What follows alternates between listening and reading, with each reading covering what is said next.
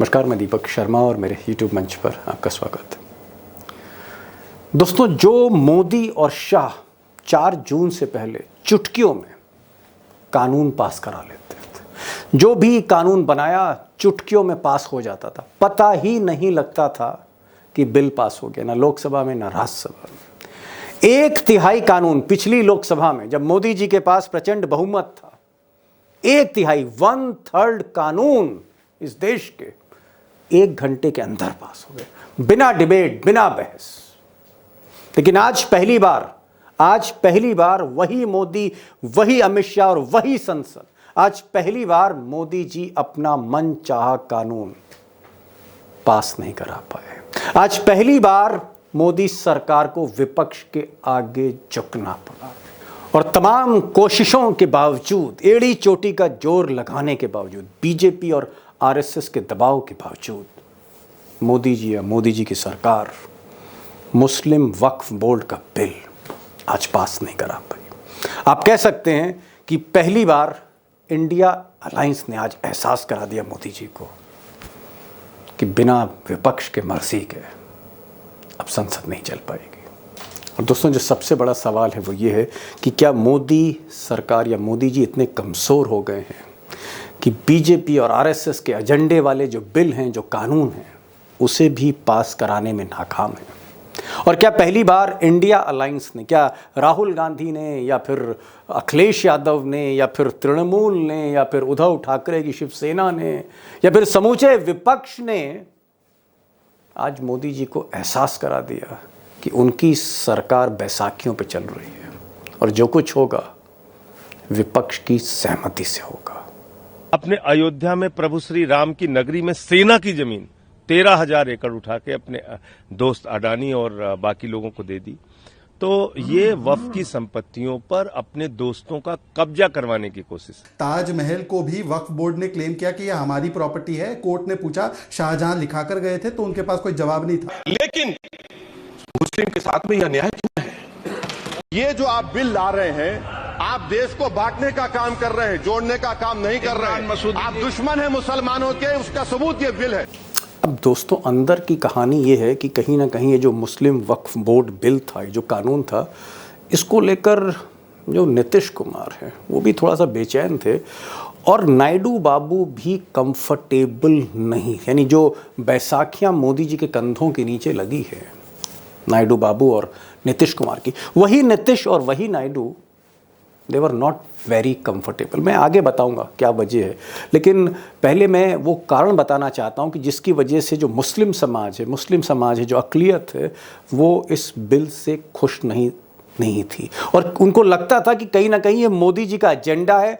चुनाव को लेकर, जो महाराष्ट्र में चुनाव हो रहा है, जो हरियाणा में चुनाव हो रहा है, जो झारखंड में चुनाव हो रहा है, कहीं ना कहीं माहौल गरमाने की कोशिश है, कहीं ना कहीं टाइमिंग देखी जा रही इलेक्शन की, जिसको जीतना मोदी जी चाहते हैं और हिंदू मुस्लिम ऐसी बातें भी हो रही। लेकिन 2 प्रमुख कारण कई हैं, डिटेल में एक्सपर्ट से बात करूंगा आगे, गौर से सुनिएगा। 2 कारण हैं जिसका मुस्लिम समाज या विपक्ष ने विरोध किया। नंबर 1, उनका कहना है कि साहब ये जो बिल है, ये मान लिया कि वक्फ बोर्ड में कई कमियां हैं, खामियां हैं, गड़बड़ियां भी होती हैं, लेकिन आप जो ये फैसला कर रहे हैं, आप जो संशोधन, जो बदलाव करना चाह रहे हैं मुस्लिमों की बॉडी में, मुस्लिम वक्फ बोर्ड में आप गैर मुस्लिम को भी लाना चाह रहे हो, ये नहीं होना चाहिए। अभी तक नहीं हुआ तो अब क्यों? और दूसरा, जो जिला अधिकारी, जो डिस्ट्रिक्ट मैजिस्ट्रेट्स हैं, जो डीएम हैं, उनको आप बहुत ज़्यादा ताकत दे रहे हो, यानी दखल देने की ताकत अपने मातहत अधिकारी को दे रहे हो, तो फिर इंसाफ कैसे होगा? तो 2 एक आप कह सकते हैं प्रमुख कारण कई हैं, आगे बताऊंगा, लेकिन फिलहाल ये 2 कारण हैं। एक, गैर मुस्लिम्स को लाना और दूसरा, अफसरों को ताकत देना, दखल देने की। अब नीतीश बाबू की बात कर लेते हैं। ज़्यादातर नीतीश बाबू आजकल पर्दे में रहते हैं, लेकिन कहीं ना कहीं नीतीश बाबू इस बिल को लेकर थोड़ा सा चिंतित थे, मुस्लिम वक्फ बोर्ड बिल को लेकर। हालांकि नीतीश कुमार के जो मंत्री हैं, ललन सिंह, मोदी सरकार में जो मंत्री हैं, इन्होंने जिस तरह का भाषण आज लोकसभा में दिया उससे ऐसा लगा कि साहब बिल का समर्थन कर रहे हैं लल्लन सिंह, नीतीश कुमार, जेडीयू। लेकिन अंदर ही अंदर जो सेकुलर लीडर्स हैं उनको लगता था कि नहीं, मुस्लिम्स का एक बड़ा तबका है जो नीतीश कुमार को वोट देता है। नीतीश कुमार की छवि अभी भी सेकुलर है, बावजूद इसके कि वो मोदी जी के साथ खड़े हैं। 2025 में चुनाव है बिहार में, बहुत ही क्रूशल विधानसभा चुनाव है, और उसमें ऐसा डर है कि अगर इस बिल को सपोर्ट कर दिया तो फिर बिहार में मुश्किल हो जाएगी नीतीश कुमार को। और कुछ यही मुश्किलें, दुश्वारियां नायडू बाबू की भी, हालांकि नायडू बाबू भी किंग मेकर है, एक बैसाखी नायडू बाबू की लगी। नायडू बाबू भी मुस्लिम vote bank politics Andhra Pradesh में करते हैं, एक बड़ा मुस्लिम उनके साथ है। उनको भी लगा कि अगर इसको खुलकर सपोर्ट किया तो दिक्कत होगी आंध्र प्रदेश में, और इसीलिए एक रास्ता निकाला गया कि बीजेपी बिल भी ले आती है और फिर इस बिल को किसी कमेटी को सौंप दिया जाए, ठंडे बस्ते में डाल दिया जाए। तो अंदर ही अंदर जो सहमति थी नीतीश और नायडू की, वो ये थी कि मोदी जी इस बिल को पास कराने से थोड़ा परहेज करिए, आप लिए तो आए हैं, पास मत कराइएगा, हाथ जल जाएंगे, आपके नहीं हमारे। अब दोस्तों कारण कई और भी हैं। एक तरफ नीतीश और नायडू जो हैं वो एक रुकावट थे, कहीं ना कहीं राज्यसभा में भी मोदी जी बहुत कमज़ोर हो गए। राज्यसभा में भी ये बिल पास नहीं होता, लोकसभा से पास होना ज़रूरी है, राज्यसभा से पास होना ज़रूरी, तभी नया कानून बनेगा, संशोधन होगा। तो राज्यसभा में भी दिक्कत है मोदी जी को काफ़ी, इस वजह से भी वो रुके। लेकिन सबसे बड़ा जो सवाल है वो यही है कि क्या मोदी आज की तारीख में इतने कमज़ोर हो गए हैं कि अपना मन चाहा कानून पास नहीं करा सकते, ठंडे बस्ते में डाल दिया। वो मोदी और शाह जो चुटकियों में बिल पास कराते थे, ये हालत आ गई, ये नौबत आ गई। और क्या इसे आज इंडिया अलायंस की जीत माने, the first victory, the test of victory? क्या आज की तारीख बहुत अहम है क्योंकि पहली बार सदन में, लोकसभा में विपक्ष ने 10 साल में मोदी को पटकनी दी है, मुझे लगता है बहुत ही इंपॉर्टेंट है, क्योंकि यहां से राजनीति की धारा बदल सकती है। और एक मैसेज है कि मोदी जी, अब आपको अगर कोई भी कानून लाना पड़ेगा तो 100 बार सोचना पड़ेगा। ये आज निश्चित कर दिया विपक्ष ने, राहुल गांधी ने, अखिलेश ने, उनकी टीम ने मिस्टर मोदी को। 3 एक्सपर्ट्स हैं हमारे साथ। अशोक वानखेड़े होंगे, काफ़ी उन्होंने इस पर रिसर्च कर रखा है। हमारे साथ 1988 से और अब तक लोकसभा देखने वाले, संसद कवर करने वाले वरिष्ठ पत्रकार उमाकांत लखेड़ा होंगे। और मैं जो शिक्षाविद हैं संदीप मनुधन, उनसे भी मैंने आज रिक्वेस्ट करी है कि आइए थोड़ा सा इस बिल के बारे में भी बताइए कि ये बिल आया तो मोदी का दिल क्यों घबराया। तो चलते हैं सीधे मनुधने जी के पास, जो इंदौर से जुड़े हैं। हमारे साथ लखेड़ा साहब हैं, गाजियाबाद से जुड़े हैं, और हमारे साथ अशोक वानखेड़े हैं, नोएडा से जुड़े हैं। टाइगर, कहाँ तो चुटकियों में ऐसे चुटकी दबाई, ऐसे और बिल पास हो रहे थे। मोदी जी आते थे, नहीं आते थे, अमित शाह फोन घुमा देते थे, बिल पास हो जाता था बिना बहस के, चुटकियों में कानून पे कानून बन रहे थे। और आज आलम यह है कि मोदी जी जो वक्फ एक्ट में सीने से छाती से लगाए हुए थे, और जिस कानून को लाकर या संशोधन कराकर वो हरियाणा और महाराष्ट्र में खेल करने जा रहे थे चुनाव में, आज कानून नहीं पास करा पा रहे। इतने कमजोर हो गए हैं मोदी जी, टाइगर, इतने कमजोर। दीपक भाई, पहली बार नरेंद्र मोदी जी को पता पड़ गया बैसाखियों पे दौड़ा नहीं जाता। ओहो, 2014 से लेके 2014 से लेके दौड़ा नहीं जाता, 2024 से लेके 2014 से लेके 2024 तक ये सरकार दौड़ रही थी। ऐसा यूं बिल लेके आती थी जैसा मानो रिले का बैटल हो, इसका बिल उसको दे दिया, पास हो गया, इसका बिल उसको दे दिया, पास हो गया। आधे घंटे में चर्चा करके बिल पास हो गए। फाइनेंस बिल के नाम से दूसरे बिल इंट्रोड्यूस करके पास करवा दिए, क्योंकि वो अहंकार था। मैं बार बार कहता हूं, 56 इंच का सीना काम नहीं आता। तुम्हारे सदन में तुम्हारे पीछे कितने लोग हैं, ये काम आते हैं। पहली बार उनको समझ में आ गया बैसाखियों पे आपको वैसा ही चलना पड़ेगा जैसा उपकार में प्राण चलता था। पहली बार उनको समझ में आ गया बैसाखियों पे आपको वैसा ही चलना पड़ेगा जैसा उपकार में प्राण चलता था। पीटी उषा नहीं बन सकते आप। आज सरकार ने जब बिल इंट्रोड्यूस किया तो लोकसभा में सरकार अल्पमत में आ गई थी और अपनी इज्जत बचाने के लिए जेपीसी का सहारा लिया। ये सरकार ने अपना काला मुंह छुपाने के लिए बुरखा ओढ़ लिया, जिस बुरखे का नाम जेपीसी है। ओहो, क्योंकि जेपीसी, क्योंकि हम में से सबसे ज्यादा मतलब मोदी जी पर्दे में छुप गए, पर्देदारी हो रही है। यस, पर्दा ना उठाओ, पर्दा जो उठ गया तो भेद खुल जाएगा, भेद खुल जाएगा। और भेद क्या है? टीडीपी के सांसद ने यह कहा कि सभी स्टेक होल्डर से बात किए बगैर बिल लाना ठीक नहीं। टीडीपी जी जी जी, लल्लन सिंह ने तो बोल दिया, लेकिन जनता दल यूनाइटेड के बाकी जितने भी तमाम लोग हैं, सब ने अंदरूनी अंदर सब धुसफुस कर रहे हैं। मैं लखेड़ा साहब के पास जाना चाह रहा हूं, क्योंकि भाई देखिए, मामला पार्लियामेंट का है और पार्लियामेंट का इस वक्त किंग बैठे हुए हमारे साथ। मैं ये जानना चाह रहा था कि आप जब पार्लियामेंट कवर कर रहे थे कुछ महीने पहले या पिछले बरस, चुटकियों में बिल पास हो रहे थे साहब, तालियां बज रही थी, बिल पास, ताली बजी कानून बना, ताली बजी कानून बना। ना बहस, ना जेपीसी, ना पैनल, ना कुछ, ना किसी से जिरहा करना। आज तो कानून भी नहीं पास करा पा रहे मोदी जी, चाह कर भी नहीं करा पा रहे। मैं ये जानना चाह रहा हूं कि बैसाखियों की सरकार क्या भीतर ही भीतर मोदी जी को बहुत परेशान कर रही है? देखिए, जो बिल पास होते थे, जो मैंने देखा पिछले 10 साल पहले से, जब एक ब्रूट मेजोरिटी, प्रचंड बहुमत मोदी सरकार को था, तो आपने एक शब्द का इस्तेमाल किया, चुटकियों में। इसको चुटकियों में नहीं कहेंगे, इसको बुलडोजर चला कर संसद में बिल पास करना। और बुलडोजर चला के 47 जबरदस्ती 47% पिछले 10 साल में जो संसद में विधेयक एक्ट पास हुए हैं, 47% जो कानून है, जो विधेयक है, बिना किसी डिस्कशन के, जो क्लर्कों ने बाबुओं ने बनाया। अरे साहब, ये क्या कह रहे हैं?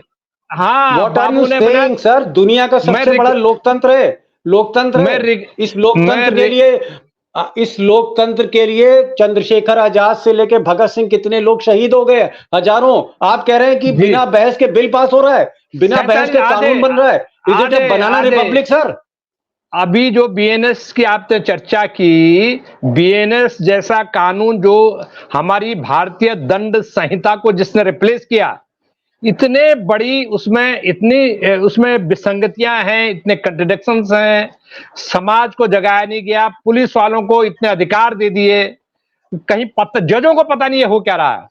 तो मुझे इस तरह से जो आज इन्होंने जो पासा पलटा है, पासा क्यों पलटा है? देखिए, 3 राज्यों में चुनाव है और लोकसभा चुनाव में हिंदू मुसलमान हुआ नहीं, और जितना कोशिश की थी पैसा बहाने की, कॉर्पोरेट से पैसा लेकर के, अनाप शनाप ये जो इलेक्टोरल बॉन्ड लेकर के, उससे कुछ हुआ नहीं। तो अब 3 राज्यों के लिए माहौल गरमाने के लिए कुछ हिंदू मुसलमान तो करना था। तो उन्होंने ये मामला एक चूजा उठाया, उसे गोद में लेके घूम रहे थे, तो अब वो फ्लॉप हो गया। अब वो थ्योरी चली नहीं, क्योंकि देखिए, आपकी जो पार्टियां हैं, चंद्रबाबू नायडू को तो 5 साल बाद चुनाव का सामना करना पड़ेगा। अभी तो वो 4% मुस्लिम आरक्षण भी लागू कर रहे हैं, घोषणा हो गई है नायडू साहब। यस, और अभी नीतीश कुमार को जो उनका जो वोट पड़ा है, अच्छा खासा मुस्लिम वोट पड़ा है उनकी पार्टी में। उनकी पार्टी के नेता ने मंत्री ने गोल बोल जरूर बोला होगा, लेकिन हालत यह है कि वहां विद्रोह हो जाता और एक तरफा नीतीश कुमार अलग थलग पड़ जाते। तो मुझे ऐसा लग रहा है कि ये जो असेंबली के इलेक्शन होने वाले, यूपी में 10 असेंबली इलेक्शन होने वाले हैं, उसमें हिंदू मुसलमान करना है, वक्फ बोर्ड, ये मैं ये कह रहा हूं। लखेड़ा साहब, आपकी बात एकदम टू द पॉइंट, एकदम आप कह सकते हैं डॉट आपने बोला। आपने कहा कि नायडू को भी मुस्लिम वोट की जरूरत है और नीतीश कुमार को भी मुस्लिम वोट की जरूरत है। दोनों को मुस्लिम वोट चाहिए, एक को बिहार में चाहिए, एक को आंध्र प्रदेश में चाहिए। इसलिए बैक डोर से उन्होंने हेल्प नहीं करी और मोदी जी के पास इसको कमेटी में भेजने का कोई चारा नहीं था। समझ गया, मजबूरी थी। अब मैं जरा संदीप जी के पास चलूंगा। संदीप भाई, ये जो मुस्लिम्स विरोध कर रहे हैं, मैं बहुत टेक्निकल चीज में नहीं जाना चाहता, मैं बहुत माइक्रो लेवल पे नहीं जाना चाहता। मुसलमान जो कह रहे हैं, आज अखिलेश यादव की नोकझोंक अमित शाह से हो गई, राहुल गांधी ने भी कहा, ओवैसी साहब ने भी कहा, सबने कहा कि भाई ये मुसलमानों को कहीं ना कहीं आप चूड़ी टाइट कर रहे हो। असली विरोध क्या है? अगर डिस्ट्रिक्ट मजिस्ट्रेट को सारा काम दे देंगे या नॉन मुस्लिम्स को दे देंगे, मैं जरा चाह रहा था कि ये जो खेल था, जिस खेल पर विरोध हो रहा है, वो क्या है? दीपक भाई, वक्फ प्रॉपर्टी या औकाफ प्रॉपर्टी, जो वक्फ के लिए ही एक प्लूरल वर्ड है, ये भारत में दिल्ली सल्तनत बनने के बाद से काफी प्रोमिनेंट एक लीगल कॉन्स्टिट्यूशन रहा है। 800-900 साल सदियों से भारत में हो गए। अच्छा, सदियों से चला रहा है। सदियों से, 9 सदियां तो हो ही गई। और जैसे जैसे सल्तनतें बदलती गई, कानून बदलते गए, इसका ढांचा भी बदलता गया। लेकिन मोटे तौर पे वक्फ के मामले में ऐसा था कि जो भी एक प्रैक्टिसिंग मुसलमान है, वो अपनी प्रॉपर्टी जब डोनेट कर देता है, या तो रिलीजियस पर्पस के लिए, या एजुकेशन पर्पस के लिए, या चैरिटेबल पर्पस के लिए, तो वो वक्फ की प्रॉपर्टी बन जाती है और उसका गरीबों के लिए, पढ़ाई के लिए इत्यादि इस्तेमाल होगा। अब समय समय पे पिछले 150 सालों में अनेक कानून आए। जो सेंट्रल बोर्ड और जो स्टेट बोर्ड बनते हैं वक्फे, उसमें मोदी सरकार अब चाहती है कि गैर मुस्लिमों को भी जगह दी जाए। ये सबसे ज्यादा विवादास्पद अभी बनता है। दैट इज द पॉइंट, ये है दुखती रग। तो कांग्रेस के सांसद ने, जैसे केसी वेणुगोपाल साहब ने भी कहा कि हम हिंदू हैं, लेकिन हम हर धर्म का सम्मान करेंगे क्योंकि हम सेक्युलर हैं। अगर आप वक्फ बोर्ड में गैर मुस्लिमों को डाल रहे हैं, तो कल क्या हिंदू, जैन, क्रिश्चियन में आप मुस्लिमों को एंट्रियां देंगे? और ऐसे बहुत सारे तकनीकी मुद्दे हैं जिसपे बीजेपी की सरकार इस कानून को पिछले 10 सालों में क्यों नहीं लाई, अभी क्यों लाई? वो तो निश्चित तौर पर एक राजनीतिक स्ट्रेटेजी है, बीजेपी के लिए फायदेमंद है। आ रहा हूं, बड़ी बात संदीप जी ने कहा। उन्होंने कहा देखिए भाई, ऐसा है कि कहीं ना कहीं मुस्लिम्स की जगह कुछ ना कुछ हिंदू ऑफिस बेयरर्स को डालने की कोशिश कर रहे हैं, डिस्ट्रिक्ट मजिस्ट्रेट को पावर दे रहे हैं। एक तरह से इंटरफियरेंस है ये, जिससे मुस्लिम सेंटिमेंट्स हर्ट हुआ है। मैं एक सवाल टाइगर ये करना चाह रहा था कि क्या आपको लगता है कि आज जो कुछ हुआ, चलिए ये तो वक्फ एक्ट का मामला था, क्या आज की तारीख में मोदी इस स्थिति में नहीं है कि अपनी मन मर्जी का कोई कानून पारित करा ले? क्या अमित शाह और मोदी आज पार्लियामेंट में जो कुछ चाह रहे थे अब पास नहीं करा सकते? क्या आज पहली बार झटका लगा है मोदी की डिक्टेटरशिप को? यकीनन। लेकिन एक इसके पहले मैं एक बात जोड़ना चाहता हूं। ये इस बिल में एक और प्रावधान है कि बोहरा और आगा खानी के लिए अलग अलग वक्फ बोर्ड बनी। इसलिए का मतलब मुस्लिम लोगों को डिवाइड करने का भी, एक पशमंदा मुस्लिम को जैसा इस सर पे हाथ रखते उस टाइप का है। लेकिन हमको राजनीति में नहीं जाते। लेकिन जो आपका सवाल था वो यकीनन, मैं बार बार कहता हूं कि 56 इंच का सीना होने से बिल पास नहीं होते, बहुत ज्यादा हवाबाजी करने से बिल पास नहीं होते। मनमोहन सिंह तो बोलते ही नहीं थे, लेकिन सारे बिल पास होते थे क्योंकि पीछे आपके लोग थे। मोदी जी 2014, 2019 ये दोनों जगह भूल गए कि उनकी आवाज में दो दम था। उनकी जो चाहे वो जो मनमर्जी से कर सकते थे। मोदी है तो मुमकिन है बोलते थे, वो सिर्फ इस वजह से कि पीछे 300 प्लस थे, 300 सांसद थे, 300 सांसद की फौज थी। आपके सेनापति आपके फौज के नाम से जाने जाते हैं।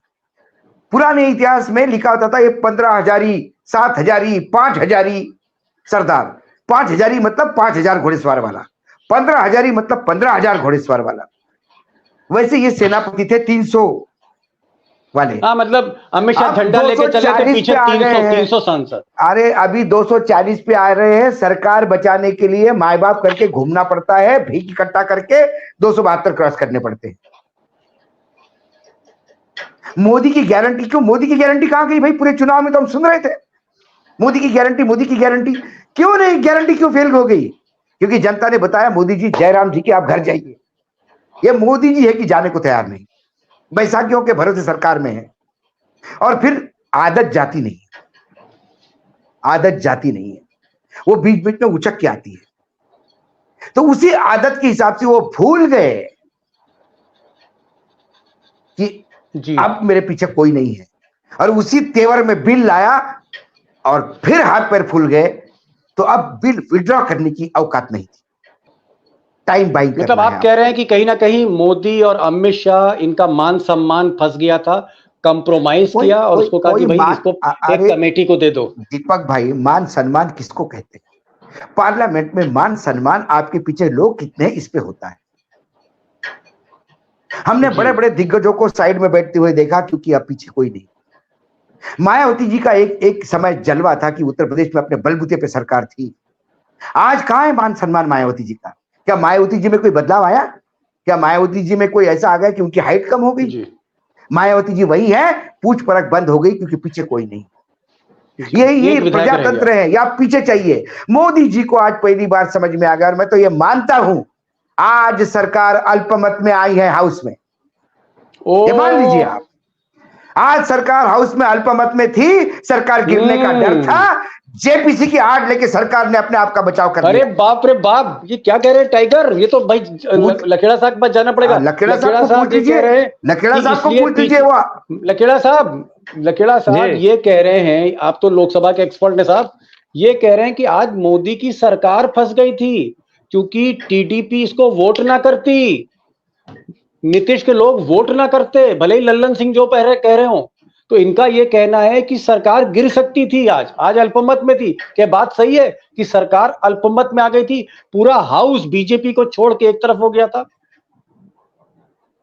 अशोक बाबू और संदीप जी के जो उद्गार थे उससे मेरा उत्साह बढ़ा है, और दोनों ही बहुत प्रखरता से अपने बिंदु रख रहे हैं।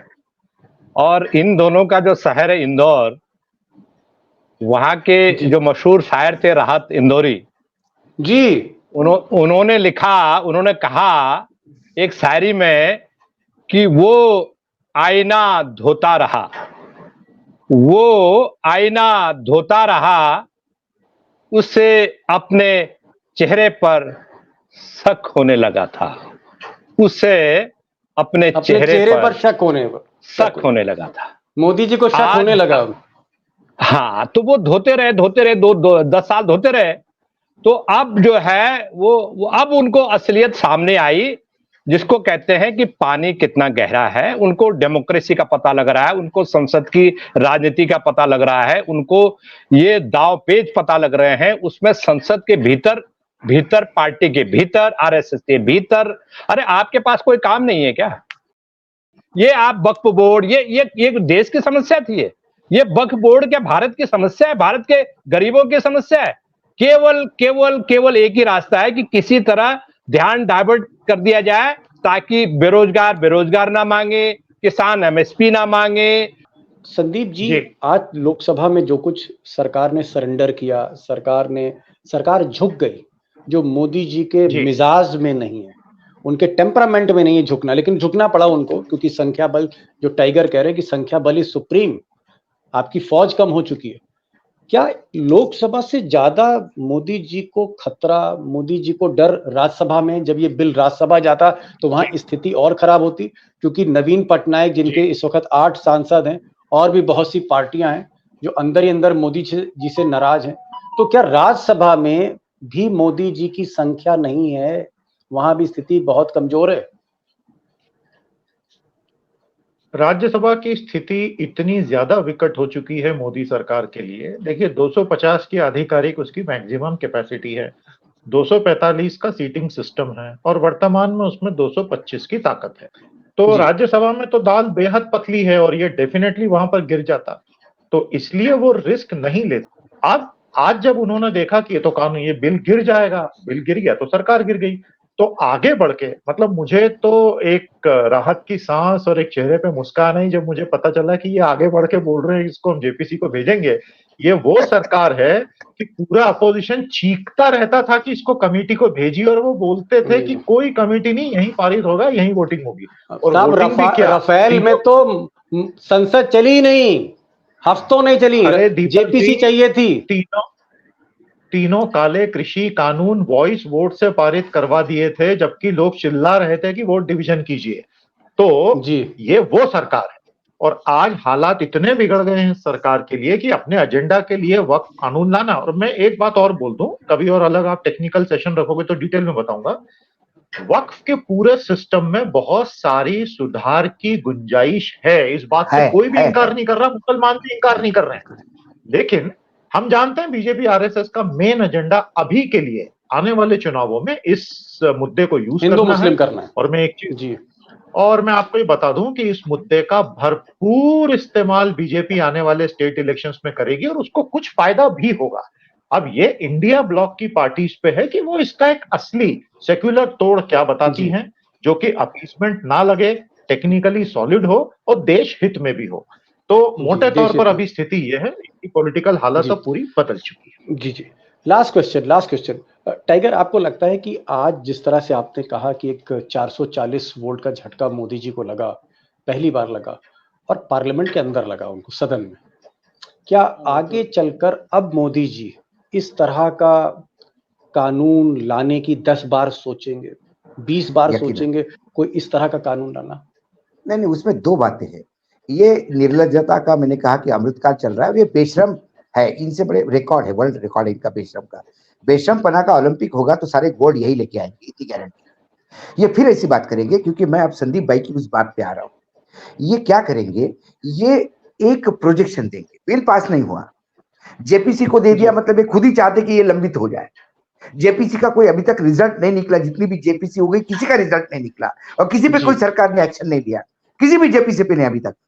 तो ये जेपीसी का क्या होगा? सवाल ये है कि इन्होंने एक मैसेज दिया कि हम चूड़ी कसना चाहते हैं, इनकी हम चूड़ी कसना चाहते हैं, लेकिन इनकी चूड़ी कसने के लिए इनको ये देखना होगा कि इनकी चूड़ी कसते कसते इनकी चूड़ी आउट नहीं हो जाए। क्योंकि ये चूड़ी कसने जाएंगे मुसलमानों की, और उधर आंध्रा में टीडीपी, इधर जेडीयू, जिनका एक मुस्लिम ब्लॉक वोट है, एक मुस्लिम वोट है उनके पास, और वो वोट वो यदि डर जाएंगे तो फिर ये वैसे ही सरकारी गिर जाएगी। अपनी इन 4 राज्यों को चौवानी उठाने के लिए पॉकेट से रुपया गिर जाएगा। इन 4 राज्यों के चुनाव के फायदे के लिए जाओगे तो सरकार गिर जाएगी केंद्र की। चवन्नी उठाने के लिए 1 रुपया गिर जाएगा मोदी जी का। चूड़ी टाइट करते करते अपनी चूड़ी इनकी चूड़ी आउट हो जाएगी, इनकी चूड़ी आउट हो जाएगी। बड़ी बात कही आपने कि मतलब कहीं ना कहीं मोदी जी बैकफुट पर है। लखेड़ा साहब, समय बहुत कम है, सिर्फ 30-40 सेकंड है। एक चीज मैं जानना चाह रहा था कि क्या ये जो वक्फ का ये जो संशोधन कर रहे थे, जो कानून संशोधन करना चाह रहे थे, क्या आपको लगता है कि अब ये ठंडे बस्ते में गया, चैप्टर इज ओवर नाउ? देखिए, इनकी एक समस्या है, ये लोग क्या करते हैं कि किसानों के लिए बिल लेके आए, उनको भाई उनके बीच में चर्चा नहीं कराई, और एक विधेयक लेके आ गए, बिल लेके आ गए, और बाद में कहा कि ये तो आपके इंटरेस्ट के लिए है।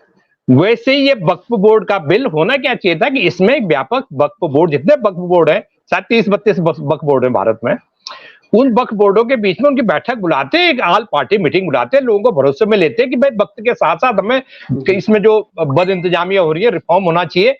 कोई आंदोलन हो रहा है क्या वक्फ बोर्ड में रिफॉर्म को? इसका कोई आंदोलन हो रहा है? कहीं नहीं हो रहा है आंदोलन। ये खुद इस तरह की सिचुएशन खड़ी कर रहे हैं ताकि पोलराइज हो, दूसरी चीजों पर ध्यान ना जाए पब्लिक का, और देश की प्रायोरिटीज। मैं समझ गया आपकी, आप कह रहे हैं कि हिंदू मुस्लिम कराना था। मैं ये पूछ रहा हूँ, क्या ये ठंडे बस्ते में चला गया कुछ समय के लिए? अब ये कुछ समय के लिए, हमेशा के लिए जब तक ये गवर्नमेंट है तब तक के लिए ठंडे बस्ते में चला गया। अगर इन्होंने इसको दोबारा टच करने की कोशिश की तो जो सांप होता है ना बिल में घुस जाता है, उसको वो आपस आकर के आपको डसेगा। इसलिए ये इन्होंने ठंडे बस्ते में डालने के लिए ही पेश किया, ठंडे बस्ते में डालने के लिए पेश किया। पेश करना इनकी मजबूरी थी ताकि कुछ माहौल गरमाया जाए। और ये अब ये उजाला, कोई उजाला ये देखने वाला नहीं है, क्योंकि आप किसी के धर्म के अंदर घुसपैठ कर रहे हैं बिना बात में, बिना किसी निमंत्रण के। इंटरफेरेंस नहीं होना चाहिए, इंटरफेरेंस नहीं होना चाहिए किसी का भी बिलीफ हो।